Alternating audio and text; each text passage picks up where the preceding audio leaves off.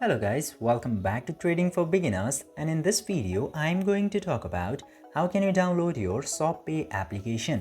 So without any further ado, let's dive right into this exciting video. Now, in order to do that, you just simply have to open your Play Store, and after that simply search for ShopPay into your Play Store.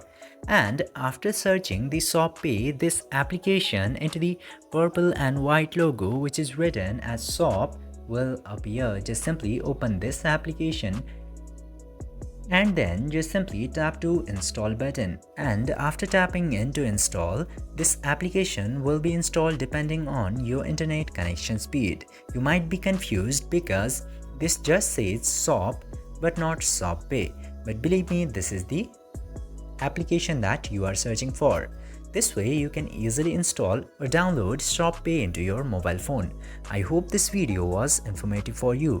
If yes, don't forget to like, share and subscribe to the channel to never miss another update. Thank you for watching the video.